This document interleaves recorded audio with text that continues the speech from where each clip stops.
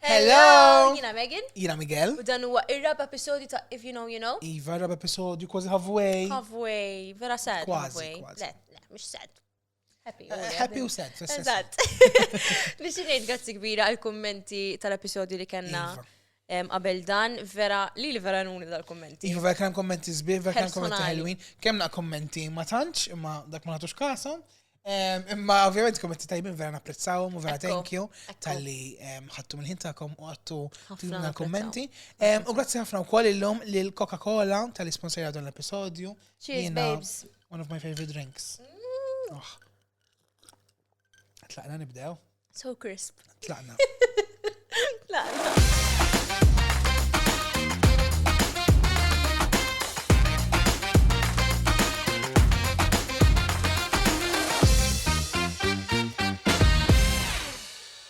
Illum għanna episodju speċjali ħafna wkoll.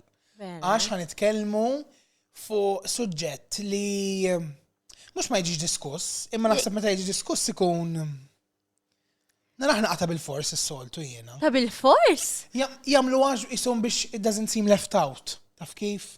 Vera? Jien hekk inħoss. Jien nasib nistaqsu l-guest tagħna. Tajb, insaqsu, ovvjament illum għandna guest ukoll. Eżatt. Ħankont nitkellmu fuq l-arti u l-isport. Ekku. Issa ovvjament, peress li kemm jienu kemm Megan. Fl-arti. Involuti fl-arti u ma nifhmux U sport. Kanna bżonn xi ħadd li ovvjament jifhem fl-isport. U magħna. Magħna lil Sana. Hello. Kif inti kif tħossu? I'm good. I'm excited to have like this discussion and I think it can open up a lot of well-needed talk. Amazing. so- X'taħseb Vera inti well-needed. li da suġġett hekk meta niddiskutu fuq da suġġett taħseb li huwa hekk ta' bil-fors jisu jagħmluh just biex jisu jwitika box in the I agenda. think with sport it might be a bit different to arts. I think with arts maybe there is that kind of idea at times. But with sport I think that it is talked enough. Okay. Or talked well, so. Vera. Istra tajjeb, Mela tajjeb. sabel inkomplu, ovvjament inti nafu li pole vault u xek. Yes. Tgħidilna naqa kif tħalt fiha u meta bdejt u lek xħajrek biex tidħol fiha u hekk. Mela. So before athletics, I was a gymnast. Okay. And I did gymnastics for 10 years. I was in the Wow. national team and it was everything for me, basically, training all those hours a day. And unfortunately, I had stopped. I had participated in Gold Coast Commonwealth Games Okay. in Wow. Australia, which Wow. was a really big, I think it's still to this day like the biggest thing I've done in my career. Wow. After that, I had qualified for Mediterraneans and I was meant to go up to European Championships. And unfortunately, due to funding, federation, and so on, something happened that I couldn't go up. So at that point in time, I was going through a lot and I said, you know what, let me try and shift sports and try to get into another sport. Oh, wejja, vera! That's crazy, ta! I have no idea. Ma kellix idea jiena. So minħabba kind of There were other reasons. Yes, so I'm there sure, were things like I had Roma. an injury, some issues at where I used to train as well. But primarily it was like, I can't be working this hard for nothing. Because then check. you have these goals to go to these big competitions and you get the results and you still don't go. So it was a bit... Bil-pole vault, do you feel the difference imma mbagħad bil-gym as in fil-funding u kif jitrattaw forsi u kif jaraw l-sport? It's been like 7 years now, so things have changed. Even if, like, I'm still involved in the gymnastics side as well, Okay. in the sense that as a sports psych, I see athletes and gymnasts, so it is improving. And then definitely, if I had to compare it to how it was, things are getting better. That being said, we're still very far. Very far. Stan immaġax kif fl-sports ukoll anka kemm fil-mużika, kemm Fl-arti, fit-teatru, eżatt, kemm ekku. fl-art in ġenerali. Ukoll vera kif konna qabel we're a bit better inħoss l il-ġurnata, però meta tikkumpara ma' barra, eżatt, unfortunately ndejja nikkumpara ma' barra jien vera ddejjaqni. Le, jiena nħoss li m'għandniex dil-kemm għafx ngħidha bil-Malti industrija u x'hekk tgħid. Industrija, eżatt. Qabel kont ngħid l-industrija jiena. Vera. Bil-Malti nitkellem. Industrija. Aħna m'għandniex industrija. Manni, ġifiri, ħana tkellem fuq il-mużika jena, sa, mux fuq teatru hekk. m'għandniex l-entitajiet u m'għandniex dak issa ġifieri forsi ħafna nies ma jafux kif taħdem eżatt il-mużika. Imma m'għandniex ġifieri publishers, il-managers u hekk issa mhux ħadħol fiha issa forsi later on. Imma m'għandniex dawn l-affarijiet, ġifieri aħna il-mużika jisek tista' tasal sa ċertu punt. Naħseb f'kollox hekk fil-verità, kemm fil-mużika, kemm fit-teatru wkoll u anke fl-isports hemm limit li sfortunatament tista' tilħaq lilu biss f'Malta. Mbagħad taqbad tagħmel And it's a big pity because we have so much talent. So much talent. And some things, honestly, like the things you see on social media sometimes make you want to Yes. Because even my brother just went up to the Olympics. Massive. You know how much negativity there was on social media. Jina kommentajt darba fuq Portal. It was terrible. Positive or negative? Jina positive. I hope so. Imma t-titlu taf kif kien bla ma nsemmi il-Portal. It's terrible. Issa mux fuq hu kien, imma niftakar li mux fuq hu kien. Imma disappointing results from Inti jgħad bil-qeda fuq tikteb. They're at the Olympics.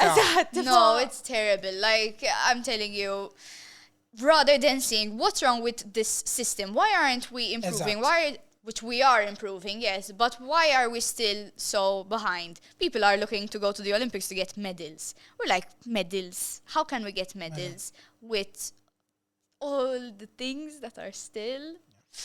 U x'taħseb li ma eżempju il-resorsi, funding, ġifieri għall-atleta? It's a whole system. I think there's a lot of things such as funding and such as resources, facilities, knowledge, and so on, that we are lacking. You know, I mean, I think there's a long way to go, and things have to start from a young age.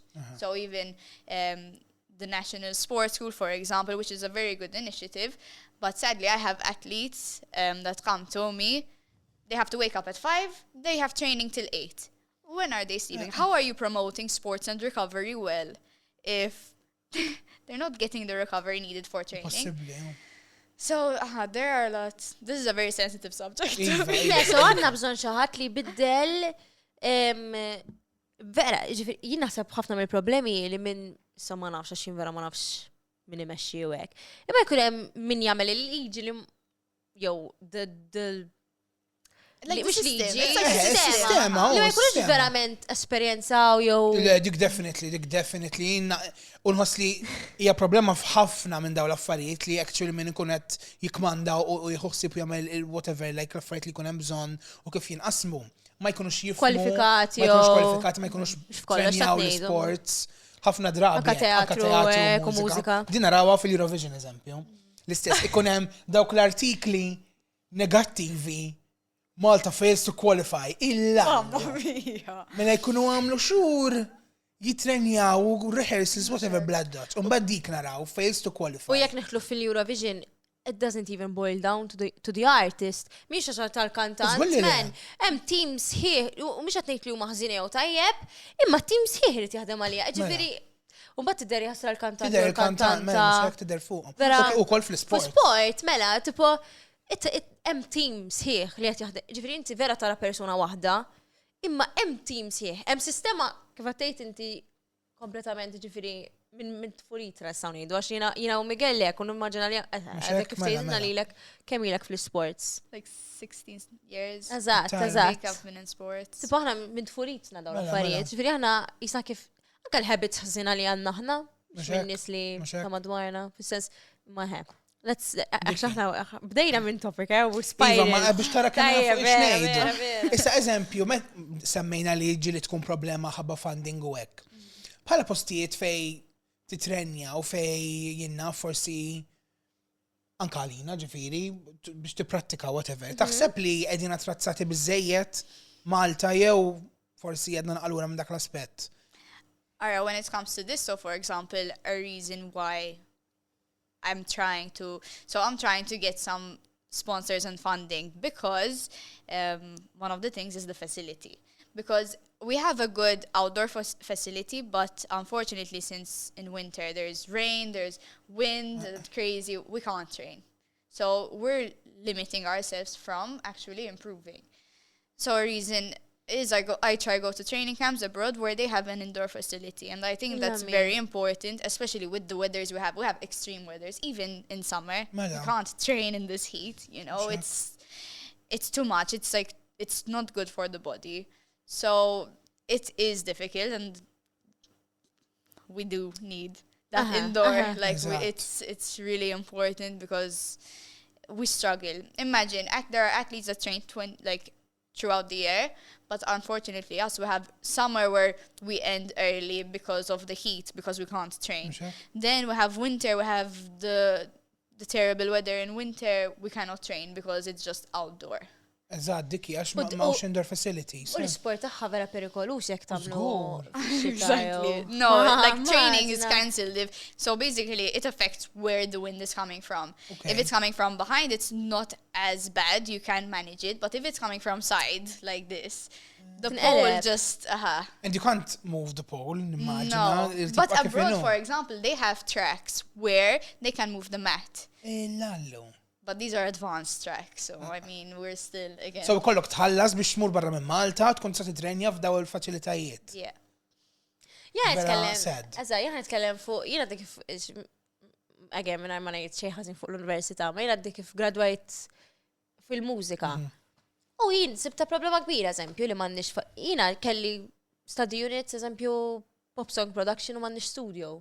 Mela, jiena l-istess, kellna unit physical acting, u konna nkunu fi spazju, ġo filming studio void, imma ġifir ma kienx hemm tipo studio bil-injam, like mirrors u hekk kif suppost. Tipo bidwal imdendlin kamras antiki mal-ġemp, hekk ta'. I think for the limited resources we have, we already showed that we are good. Like, Sepp kenna daw l-affarijiet kollha li supposti konna, kemm ħassan nkunu aħjar. Exactly. Ġifieri l-verità, unfortunately it's out of our control li aħna nippruvaw daqshekk mhux qed ngħid fis-sens għalina biss lek il-komunità kollha ovvjament. Imma li ma ħadd li jekk jara talent f'xi ħadd jimbuttom. Veru. Mem lebda. Diffiċli biex jissib lil xi ħadd.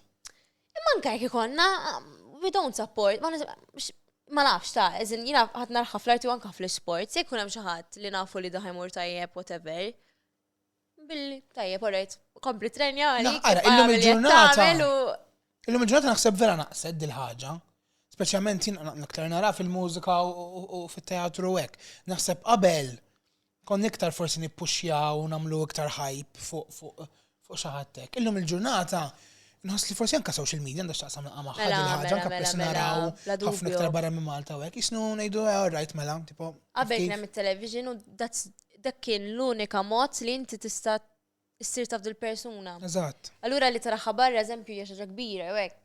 Imma darba kelli konverzazzjoni ma' Mary Rose Mallija, ħarmur naqaf tangent, ovvjament kantanta. Kienet għaltinna jiena nitħassarhom il-kantanti tal-lum u fl-istess ħin ngħid kemm ma kien għandhom l-internet għax minn banda tista' titfal ix-xogħol tiegħek u nies isiru jafu bik. Ma minn banda daqs kemm hemm influx u mbagħad ta' affarijiet u kemm qed qisek in-nies qed infiċin tiegħek li issir whatever tipo story kuljum, post kuljum, it just gets. Għax il-pool ta' nies ara kemm akbar imbagħad. Eżatt. L-oriġinali li forsi ftit fajnejn ħafna nies kont meta jaraw xi ħaġa simili jidu okej mela. Eżatt. U hemm xogħol li f'kull kemm fl-arti kemm fl-sport. Fl-sport mela. Hemm din ħaġa. Issa jien għandi mistoqsija. Di ġieli ħsibta u meta ġieli saqsejt il-sħabi hawnhekk, jisni xorta qatt ma fimta. L-atleti kif jitħallsu? Hija possibbli li tkun atleta full time? Jew jisek Malta? Jew jisek tittamlu għax vera like għandek passjoni għalih. So from my experience, I'm not sure exactly how other athletes go about. I do know that football is definitely the highest paid. Okay. But when it comes to me as an athlete, I don't get paid. Shane? I do it out of my own, like, the only way I get somewhat paid is sponsors, which I have a couple of sponsors, which I'm really thankful for. And there's this, like, Athletics Malta as well as MOC and so on. They have created this like program, Okay. which is definitely helping, but not enough. I mean, maybe my level is not as high as other people's yet, but if they give you some things to go abroad and compete, accommodation, transport, and so many things. Kos vera. Kif tella Kif l-pol ġarri miegħek? l-pol? Lew tittikri waħda minn hemm. I have 4 meters on my back. What? So it-tinaqlaq tipo? No, 4 meters, like a long pole, traveling, it's Titfaħ so much. compartment tal-luggages. Mela, the Fuq buggy l-aeroplan? luggage. Waqt tellaħħa miegħek fuq l-aeroplan? Tista' timmaġaħa flajl. Wow! No, it's bad. Ikollok dik il-look ta' jien ħan uħroġ issa mill-lajl. She has a whole pole. Like, I will stab you with it. Like, what happened? No, everyone's like gives me such bad looks. They're like, and they ask, they're like, what do you have like in there? Like they're so So kif lost. transfer su hekk imbagħad? No, all right. 4 pole vaulters, fil-karozza the biggest titċess hassle, tagħha. roof wreck. Let me tell you, 4 pole vaulters, the traveling is like 50% of the job. Because Żgur. most airlines don't take up poles. You have damages due to transportation. You have, once you get there, you need to get a transport. Trains don't fit it. So before it's true. X'ħessel. It is terrible. How much is a pole? Like Like 600 euros Stop. per pole. So this is why we need sponsors and stuff. Like it's so bad. Lallu, 600 euros. And we're meant to have, when it comes to pole vault, if you don't really understand the sport, it is. So from your full run-up, you have to have, you should have at least like 5 poles from your full run-up. Then you have your training ones. So training ones, you have half a run-up. No, if you start counting, you don't stop, basically. Oh my god, dillallu. It is very expensive, unfortunately. U mhix xiex tkun magħmul li jista' jinqasamlek tipo jew. It can, but it should be built not to. So with wear and tear, then it can, for example, break. But it's like carbon fiber. Alright. So it's like a bendable material. U kemm iservi, like jekk tixtri pole tgħid għandi ħajti kollha dejja bih jew like 5 years. The thing is, it depends the level you're at. So for example, I feel like I'm still in a very like beginner level. I'm still in the beginning of my career. That means I'm moving through poles faster. Beginner level ta' għastaf kemm rebħet madalja għandi. Beginner level. So I think you'd need poles in your career. You'd need a lot of poles. Għat maħseb ta' din. Assumejt li l-equipment għoli. Imma mhux 600 euro pole? Ġest għalija l-fat li inti qed titfal għalija il-pole huwa l-instrument ħanejtek. Mhux hekk? U li jiena vera protective ħafna bl-instrument. Jien jekk ċaħti titfal it-tazza fuq il-pjanu, nwerza. So immaġna di qed titfa' il-pole tagħha mal-bagalji l-oħra. No, I'm telling you, it is a really big hassle for us. And even, I mean, unfortunately, here in Malta, I don't really have competition. Because, like, at my level, it's just me, and we're only 3 pole vaulters in reality. Is-serjetà? Mela. Or people are scared of the sport. I don't know why, but, so, here, I don't really have competition, so I'd have to go abroad as much as possible. But then, the hassle of, like traveling. You can't travel alone. Number one, you can't with those poles and everything. Plus, you need a coach with you. You need someone that can at least take a video so you can see what you're doing. Because obviously, it's a very technical event. Eżatt. Issa ġifieri, kif konnet ngħidu, ġifieri ma titħallas mill-isport. Il-flus taqla mill-sponsors ħathom fuqhom kollha fuq ovvjament like to travel. Plus your own. Like, mhux hekk? You cannot not work and do sport. And that's like one of the biggest struggles I think I have. So my job as a sports psych practitioner, it's mainly in the afternoon. So after school hours, that's when my training is. So what I do is I try train in the morning alone with no coach, no nothing, to try and get the hours in. So it's very difficult. Hectic, and it's because I'm passionate and because I love the sport that I'm still in it. Because unfortunately, we don't get that much help. So minn dak l-aspett, I guess the arts are a bit better. I mean, jiena at this level. Ma ħadd tħallasni. Le, laqas jien mhux qed nitħallas. Avolja ġieli ħdimt ma' nies u ma' whatever entitajiet u organizzazzjonijiet li actually ħalsu kif suppost. Imma ovvjament ħassib nies ukoll li jitokkinna f'100 € biex jalqulek ħallek tipo u tkun għamil xi sitzijat filming. Kont se ngħidlek jiena ovvjament ħammorru f'xi ħaġa li irid nispjega ħasew, ma suppost nitħallas għax idoqqu li fuq ir-radio, idoqqu li streams u hekk. U aħna vera percentaġġ żgħir ikollna, ħafna żgħir, imma ġifieri żgħir. U biex nikdbu diska biex nimmorru studio, Verolin, jiena din l-affarijiet skoprejta meta provajt nikteb diska jiena. U eżempju minn Spotify, ta' kull darba li tismaħħa titħallas 0.004 cents. Illallu. Worldwide dik. Ija, ma anka dik problema u xi ġifieri. Imma jiena dejjaqni tar-radio, anka radio. U Malta naħseb. De Malta. Għax barra minn Malta differenti. Malta ek. Ġifiri dik differenti ħafna. Barra, usually, għajdu, 70%. Il-producers, il-songwriters, ma jitħalsux, il-kantant ma jħallasom, jitħalsu bil-royalties. Bil-royalties, ġifiri għara kem, u għana nħalsu ġifiri eluf. U tkun għamilti sek tiktib diska, un bat tibqa taqla minn fuq għama żmien. Malta, jew whatever, tiktibha, titħallas taħħa u daqsek. Verità. Eżatt. Ġifieri inti vera tagħmilha għax toġbok il-ħaġa. Mhux hekk. Same with sports. I mean, it's exactly the same. Do it because you enjoy it. I know that there are some athletes that do have better, like, I don't know exactly how it works. There are some athletes, I think, that have a full time-ish. Okay. But that I know of was one. So I'm not really sure how it works either. U eżempju minn competition su hekk ma tirbaħx għax flus. No, just from sponsors. I get Anka barra ġifieri. It depends. So there are some competitions. So for example, we had the EAP. So it's a competition that's organized by Pembroke, which is my club. Okay. And they do offer some prize money, which is the only competition in Malta that did that. Apart from GSSC, that was last year. Those really big games that there were.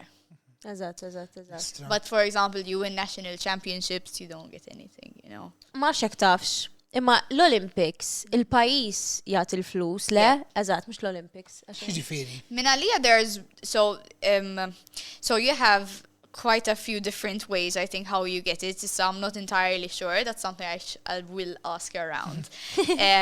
I think there is, so from, like, for example, for athletics, there's World Athletics, there's the country, like the federation, for example, and then there's their sponsors. So they have but it depends the country then how much they pay. Eżatt. Xiġifieri. Kull pajjiż jitħallas differenti one. Ġifieri Malta. Jekk nerbaħ gold Malta. Malta toħroġ il-flus biex tikkompeti fl-Olympics. No, if they medal, we're saying, right? Jekk jerbu medalja. Il-prize jiġi mill-pajjiż. Mhux mill-Olympics. Eżatt, jisib li mill-Olympics. Jisib li l-Olympics ħalsu. Ovvjament il-medalja innifisha tiswa. Tibqa' għand l-atleta, le mhux ħattija lill-pajjiż Le. Okay. Ġifieri il-pajjiż jiddeċidi mbagħad u xajtik flus jew le. Ġifieri qas titħallas xejn. Eżatt, hemm pajjiżi li immaġina tilbaħ gold medal u ma tieħux 1 cent. Kieku mur imbieħħa. Where you'd get more money off of that. Eżatt, lek imbieħ il-gold u nieħu hemm xi tagħha. But then it's like the thought of it. Mela, man. I get what you mean. Għara, tkun vera ħdimtu. No, sometimes it's a pity because we don't really get the recognition, you know, that we deserve after all those hours of work.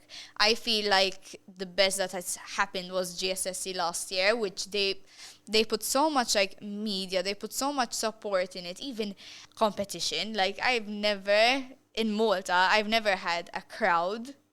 Usually my crowd is like 5 people maximum when I compete, which is so sad. And even the atmosphere, it's so different. You don't feel like a competition, you know. And at GSSC, there were stands, they were full. It was honestly amazing. It's so different, like even for the athlete. You have no idea how much a crowd can really push an athlete. So much. And I'm telling you, I have maybe 5 people because pole vault is the first event, so no one comes. And I mean, still we don't have so many. So unfortunately, not many people like come and watch. Mom, Dad, Our pole vaulters, women were 3 and there's 1 male. U kif għażil pole vaulting int, eżempju? So after gymnastics, I had gone into athletics because my brother does athletics. Let's try. And I started sprinting. The more I sprinted, the more I hated running. And even coming from a gymnastics background, you're always flipping, doing new things. It's so cool. So sprinting. It was a bit of a I love watching sprinting, but the training for me is just not, it doesn't give me that energy kind of. And there was a point in time where I was considering, I'm like, what should I do? Should I stop? I don't know what I'm going to do. And I found out that there's this coach that teaches pole vault. Okay. He had only a couple of athletes, and I'm like, okay, yeah, let's try. I want to try this sport. I think this is something that would interest me. And Malowel, I fell in love with it. Wow. Because there's so many gymnastics aspects to it as well.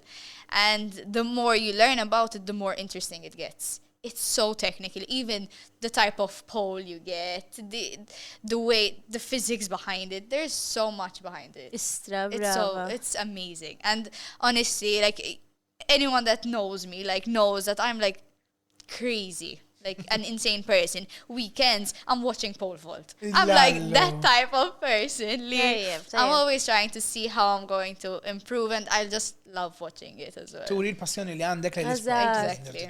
Qabel inkomplu nixtiequ nifqu ħanidu grazzi kbira il Coca-Cola tal-li oġgħu jisponsorjaw dan l-episodju. Ekku nistgħu naqblu li tazza Coca-Cola ma tbiddilha ma' xejn. Iva, jekk tkun atleta. Jekk tkunx kantanta, jekk tkunx fit-teatru. Eżatt. Jekk tkunx qed tistudja l-università fil-library, Coca-Cola. Actually, vera kollok bżonna xi kultant. Between rehearsals jew hekk tgħid aħħani ħafna u bela u jkun Coca-Cola ħadd. Kiesaħ. Eżatt, Coca-Cola zero aħjar għax inqas kaloriji, zero sugar, imma t-toma tibqa' l-istess, ġifieri dik importanti ħafna. Importanti jew. Eżatt, u koħat il-Coca. Kif ikollok bżonnu. Literalment. Bżonnu. Naqbel miegħek jiena. Ċinċin? X'taħseb naddu għalli kont minnek? Li kont minnek. Jien excited għal dawn. Lesta Sana. Okay, let's see. Bażikament nirċivu kummenti, situazzjonijiet, dilemmas minant in-nies u ħna ġistentu għamettu sens tagħna fuqha. All right. Kif tixtieq? Jiena naħseb di jiena I'm gonna go all out fuqha di naħseb. Għandek raġun, ma jdanti l semmejta. Naħseb l-sports jagħtu aktar importanza mill-arti hawn Malta. Speċjalment university u MCAS level u jkollhom expectation għall-isport tan-nazzjonal. Plus meta tavviċina post and you make it clear you want to practice it for fun, iħarsulek blikraħ. So, hawnhekk għandna żewġ affarijiet li l-isports huwa aktar importanti skont il-persuna mill-arti l-iskola. U li jekk imur għal sports mhux kompetittiv, in-nies mhux qed jaċċettawh. Ja nibda minn di tal-iskola, jien kont nħossam ta' kont żgħira. Għax ovvjament jien kien ikolli rehearsals, inti taf kif inkunu rehearsals, ġvijana rehearsals anka sassija ta' filgħodu, anka aktar ikollna. Tittamel il-homework u hekk. U tal-isports jiena niftakar kellhom programm. Istra? Mela, kellhom programm u kont ngħid istra malxiex aħna le. Għalxiex tal-arti le. As in għaliet, għandek raġun disrespectful u koll, u niftakar anka meta kont post-secondary l-istess ħaġa. U daw kienu jkollhom eżempju sa tlieta lessons biex imbagħad imorru jitrejnjaw. U pereżempju kienu jibdew ċertu ħin, kien xi ħaġa hekk. U nafu wkoll li hemm min fis-sekondarja ikun hemm special coaches to take them to the place they're gonna train u hekk. I know things like there's JC, if I'm not mistaken, they have something for sports. Sports, eżatt. Because my brother was in it, but I don't know if there was something for art. Yeah, tal-art xej. Niftakarx ġus konna nibqgħu wara l-ħin. Xej, jiena eżempju anke tal-istipendju ma niflaħiex. Iva. Kemm kont ninħaraq fiha, vera kont ninħaraq. Għax eżempju, okay, nifhimha li jagħtu l-istipendju għal courses li għandhom bżonn extra stipend dat ngħidu, ġifieri xejdulu. Eżempju tan-nursing tat-tobba u hekk jagħtu ikollhom higher. Jiena naf. Ovvjament jiena lessons u hekk tal-vuċi, ġieli rid immur għand tabib whatever, jiena il-vuċi rid noħsib ġismi letteralment għax inkella. Imma jiena naf min li kien fil-kors miegħi tal-mużika li eżempju niftakar waħda bil-violin kienet tgħidilna jiena l-maintenance jiġini over 1,000 every time. Every time. U di l-istipendju kellha €100. Mhux hekk. Le, ma tistax dependi fuq l-istipendju. Ovvja. Kemm għandek lessons jekk titrejnja, ovvjament. Imma mbagħad full-time student meta konna ngħidulhom għax ħammur inkanta ma kienux ħalluni. Anka aħna taf it-teatru. Appuntu, ġifieri- Aħna kien hemm min kienu jgħidulek narak fuq it-television terġa' tipo qed jedduh biex ma jagħmilx it-teatru u qed nistudjaw it-teatru. Allura How does that make any sense? It doesn't. What? u ma tistax tiddependi fuq ix-stipendju mela kif ħanieħu ħsieb l-instrumenti Le, jekk mhux nistudja hekk. mużika. Araw. In nowadays, like you need to be working even as a student, which is Dubju. too much. Ma tistax lew. It's too much. Even for young kids, like no, it's Ma so xiex ħadd difficult. laħħaq. U hemm xi li sħajkun hawn ħafna kummenti, ma xi żagħżagħ tal-lum joqirdu fuq kollox u hekk. Le, Le, vera saret jiena- diffiċli biex Le, tlaħħaq plus mal-iskola u mal-ħajja Aħna f'daqqa. tlieta nistgħu ngħidu li eżempju naf li hemm nies hemm studenti u sewa jagħmlu jekk iridu jagħmlu hekk li forsi ma tantx interessom imma jien niftakar wara l-iskola straight immur nagħmel rehearsal jew xi ħaġa jew whatever u inti probably kont Mela, mort I used to go to school with 3 bags. Mela, Training, school, and school. Isni Mary Poppins kont inkun, wieħed bi kostumi, wieħed biex nbiddel wara. Eżatt. Ġifieri mhux mhijiex xi ħaġa li qed nitażnu, anzi, Mhux ġist hekk. irridu li aħna natu iktar. Eżatt. U permezz tas-sistema ma nistgħux, ġifieri dik hija l-problema, if that makes sense. Iva. So dik hija fuq l-università. U naqbel anka- miegħu li naħseb li l-isports jingħatana iktar importanza. Yes, Fattaw, national I mean, if you're not sports even school. given Exact. these schemes where, like, while you're studying, you can help maybe reduce some hours or something, then definitely. Anka National Sports School, jien nifta' issa hemm skola tal-mużika. Anka Issa. teatru, din f'daqqa tipo. Issa. It's Jien meta kont recent, vera. żgħira, Le, il-biki li ma kont kellix, nibkiena, mhux biċċajt. Ma Għax kont kellix. ara jiena l-iskola nħobba ħafna. Imma l-iskola tiegħi vera ftit kienet mużika jisa timbuttaw konnik Vera? fid-dar, il-lallu kemm konnik. Jina kont laki li s-sekondari fi kont immurin kienu jgħatu importanza kbira Istra. l-teatru. L-lum il-ġurnata fetħu jisu branch ta' kors tru MCAS Istra tajjeb. La, how good sekondarja that is. u konna namlu 2 productions ejjer, ġifiri vera kont laki minn daqs. I think our school was very much into sports and into arts. So I can't complain with that. Bilanċ, iva. Issa fuq di, li l-ek li tinsaqsi, kif tħossok inti li dil-persuna tgħid għax qed tavviċina biex tagħmel sports for fun, imma forsi l-coaches jew nista' madwarha jew madwaru jgħidu jekk mhux kompetittiv fisna ħanħarsu lek blikra jew hekk. No, I don't think that's fair. I don't think anyone should give you, like, you have your own reason why you do it. It cannot make sense to anyone. If you want to do it, Do it. do it. You know, and if there's someone that's limiting you from doing that, then that shouldn't be. Lew. That shouldn't be. Naqbel No jena, sense. anka fuq fl-arti l-istess ħaġa. Ġini pratikajt sport inti? Ħafna sports jena. Vera? Il-bisserjeta, darba bdejt id-nadda fil-kamra, naf kem sib taffarijiet. Jena judo, tennis, kickboxing, gymnastics, athletics, minn kolla, futbol. Jina mill-ġimma li tranja mal-futbol taħal safi kont. Jien mal-luksol. Ġimma bil- Ġimma. Għax babdew jajruni. Ma bdejx niġri. So, tajt qalbi. Le vera. Darba provajt imur il-ġudo kol u sabtuni mal-artu f'qajt nibki. Min kont? Ma niftakar. Jina l-papa tija, jina id-nannu tija ġab il-judo, like he founded the... Lallu. Iwa. Wow. U allura d-dedi Le, ma judoka u naħsibx l-familja li- kollek. Ma sibx li ġu minnek. Imma le vera bezzawni. U kienet tifla qabditni u lek dawritni ek u sabtitni mal-artu. Jidarba ta' concussion jena fil-judo.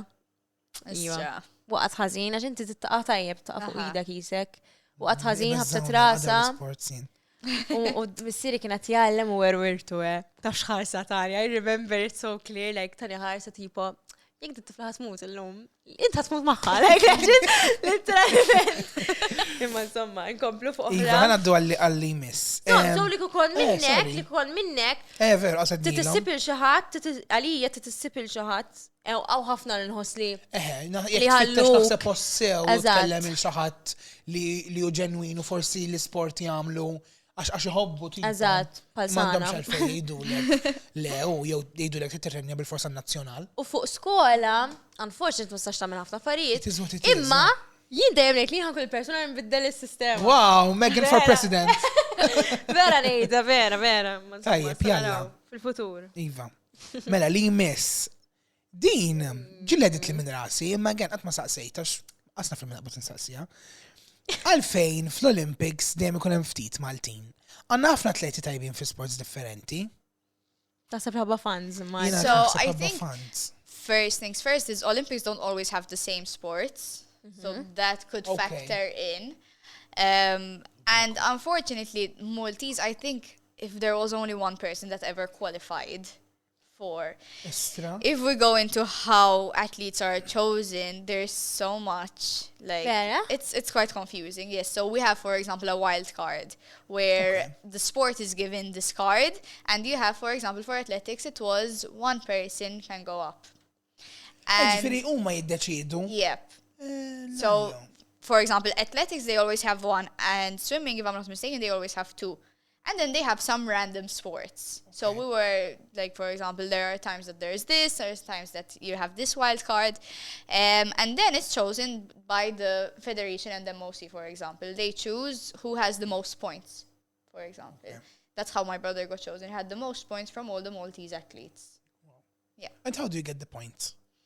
It's like timing. So, for example, his timing has a specific number of points. Imma da t-timmaġna u kolli, da every 4 years. Iġifiri da t-kollom wild card l-sports. U jek ma jintażix l-sport, jek t-tistana 4 years. Plus li l-sports at a certain age, mux ħatibqa at your prime. Diki, għandek tipo ammont ta' żmien biex li tista' tagħmlu at your best. And in fact, so that's a reason. So I mentioned that I also work in the sports as a psychology practitioner. But right now, if I could focus on one thing, it's sports. Because now's my time that I can actually try and improve myself, now compete and so on. In 10 years, God knows how I'm going to be, you know? So I wish I could be doing it full time. I genuinely, like, I feel like I am such a dedicated person. Even going all the time on your own, you have to be, you know, you need to be. I wish I could do it. But unfortunately, again, it's a very difficult thing to do here in Malta. Veru, nsibuha komuni f'ħafna affarijiet din ħaġa. Ekku. Ma sax nifhem għalfejn is-sfin ma jiġix meqjus bħala sport, imma bħala arti dejjem underrated. Għandha raġun dil-persuna għax qatt ma smajthom jirreferu għalih bħala sport, is-sfin. Huwa sport għax it's very physical. Huwa sport għax għandek bżonn eżatt very physical, għandek bżonn ċertu aġilità biex tagħmel ċertu tip ta' sfin ukoll, però mbagħad fl-arti jisna l-aħħar wieħed li nsemmu vera. Jien ma narax hekk personali, imma jiena għandi ħbieb żeffina li jgħidu li jiena as a group eżempju immorru we perform u hekk u jbukkuhom men l-organizers eżempju. Għax eżempju, jew ma jitfawhomx backstage man nies l-oħra, eżempju ma jkollhomx fi ħajqogħdu, jew jitrattawhom tipo anke ħlas u hekk ikun vera u hija dansers. Dejjem hekk issa nħosseb ħafna. Vera bla sens, u bravissimi. Dan nies ġifieri one hija art vera, okay, sports, imma hija art ġifieri biex toħroġ bil-koreografija is-synergy bejn id-dancers iż-żeffina l-oħra. U minn kollox. U sports għax inti tuħseb ġismek jiena l-ftit sfin li nagħmel, it-training li nagħmel joqtolni literalment. Vera mhux sew u naf għax aħna nsaqsu lin-nies fuq is-socials tagħna u xi ħadd kien lili għalli ma sabitix tifġdi żifna tal-ħajja kollha u waqfet is-sfin għax kif qed ngħidu kellha tibda x-xogħol, kienet tistudja, ma sabitx ċans, ma kienx qed titħallas. I think that's the point that most people unfortunately stop these type of, you know, sports and so on. Kemm ħaddu sa vera tkun tħobbu, tkun tapprezzah, però kemm ħaddum mbagħad titfa' dak l-effort kollu. At some point tara kif ħati għafx inti anka effort, and unfortunately it's like sacrifice, because for example, I find days where, okay, I'm not going to go to work today, so I train because I'm very flexible like that, so I'm very thankful for it, but it's, you know, money I'm not getting. I'm telling you, it's a constant struggle, and you try pull yourself from one side to the other, trying to like try everything and make sure everything fits in one day, but it's really difficult. And in fact, last season I was even trying to do some double sessions because it's very important as well for us. We have a lot of strength work, like pole vault has strength work, conditioning, you have gymnastics, you have speed, you have weights, you have so many aspects to it that you don't have enough time. So I was trying to do these double sessions, and I was getting so drained and exhausted because it was one session, get ready, go to work, do this, go back, another session.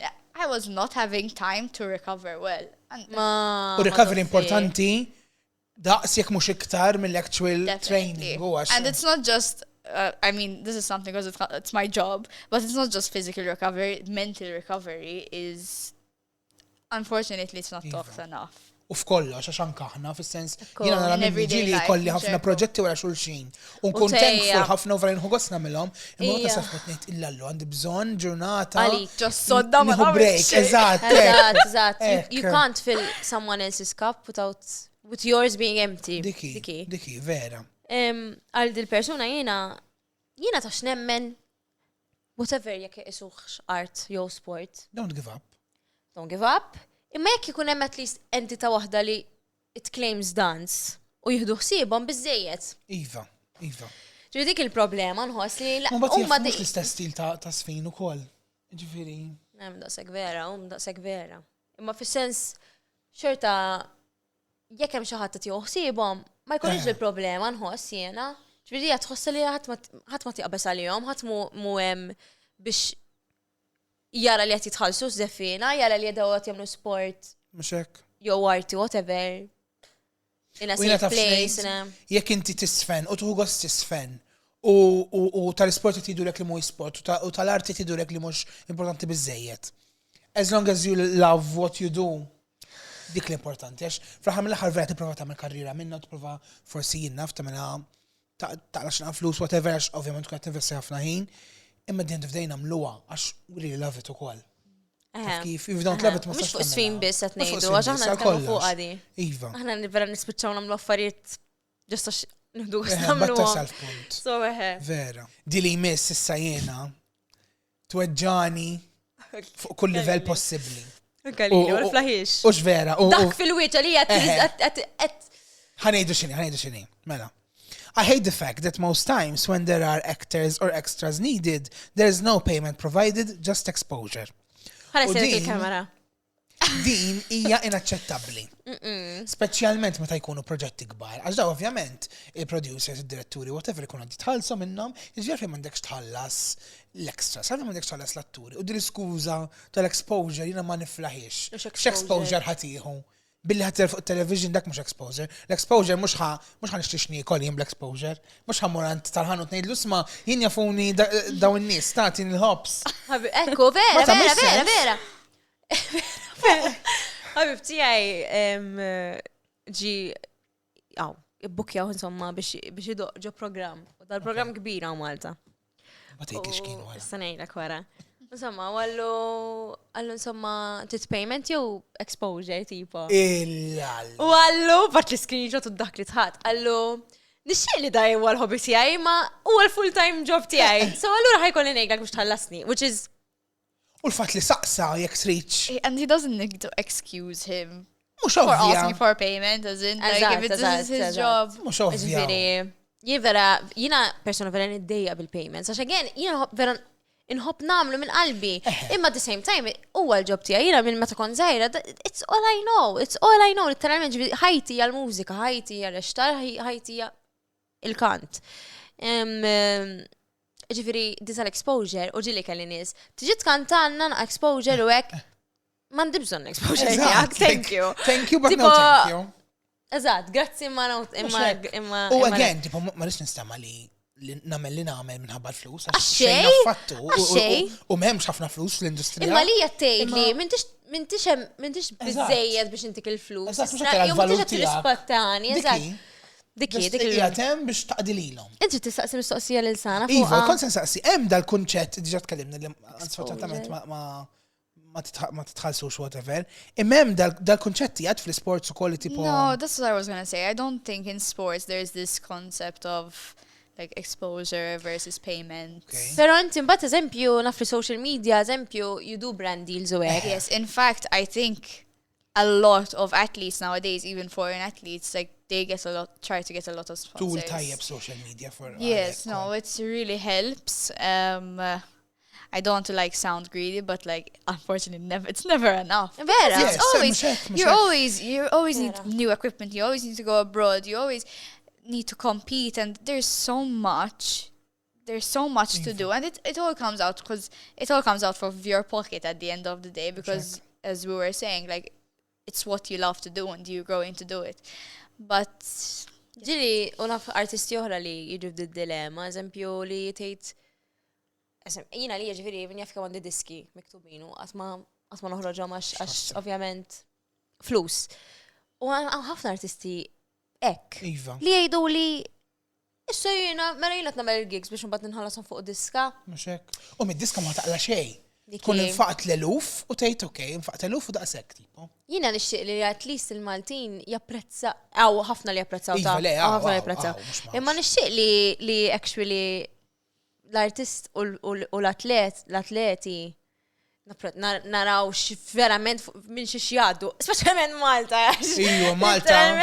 Nħoss li jekk atleta jew artist normali ibati 20%, Malta mbatu 80%. Minħabba daw restrictions kollha li għandna. Ħan nitkellem fuq l-arti, fuq l-sport. Your own everything. Your own everything, eżatt. Ġifieri inti tkun il-publisher tiegħek, tkun il-manager tiegħek stess, tkun creative, stylist, minn kollox. And that is a lot of work. Ġifieri anke jekk tmur taħdem tagħmel full-time, part-time job u wara tittamel dawn l-affarijiet. Tiring. Something that I've heard a lot is like win a medal, do this, and then you'll get like the funding, and then you'll get the investment. I'm like, no, you need to invest. Once you have investment, then you're going to get the results. Medals. You know, you can't expect not to invest and get results. It's not right. La miġi li għalu l-ek. Aha. U simili di, issa kattejt, għajt li nisisiru jaffuk tipo l-għu, but wara b'daw nħalsuk. Like, I mean, it's not the way to go about it. How we were saying in the beginning, like if you need to create the right system, if you don't invest in kids from a young age, if you don't help them build themselves in the right way, you're not going to get anywhere. Sure. You know, or you can only get so far. So naqbel mija kiena. 100%. Nasib dak kollox u. Dak kollox, wow. Grazzi ħafna. Vera tal-lim. Grazzi ħafna. Yes, even I really learned. I had no idea of the struggles, honestly. I thought that there were struggles when it comes to like these arts and so on, but it's nice to like number one, we're not alone. Eżatt, indunajt li hemm ħafna shared struggles ukoll. It's true. So hopefully, I don't know, maybe it reaches a couple of people. Iva. You never know. Thank you ħafna tal-li kont maħna. Nawguraw lek għal-futur u proset ta' kollox li qed tagħmel, aħna hawnhekk qegħdin nissapportjaw. Yes, number one Sana Grillo fans. Proset ħafna. U grazzi tal-li il-ftitħin li għandek ġejta u għek u kol titkellem maħna. Of course. Thank you. Thank you ħafna li Coca-Cola Malta u kol tal-li sponsor dan l-episodju. Aħna kollox Għalli miss. Għalli miss. Għalli miss. Ciao, ciao.